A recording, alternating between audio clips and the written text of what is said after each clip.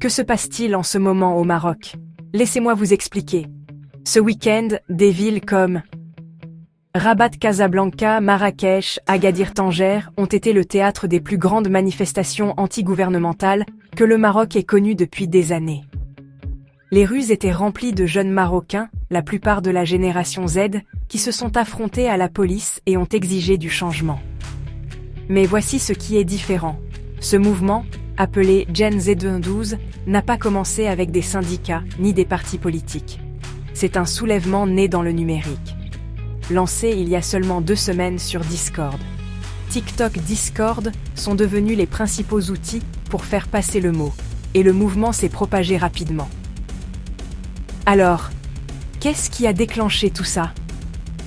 C'était un mélange de colère et de chagrin. 8 femmes enceintes sont décédées récemment dans un hôpital public à Agadir, et cette tragédie a mis le feu aux poudres.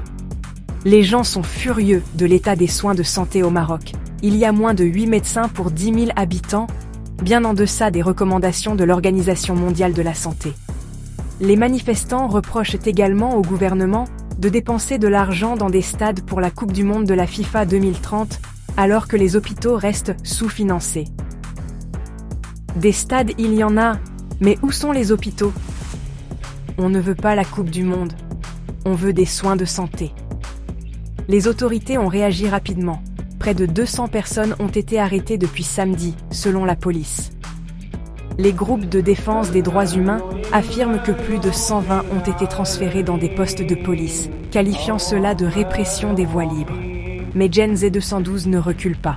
Dimanche, ils ont promis de continuer à protester, pacifiquement, et ils prévoient déjà d'autres rassemblements.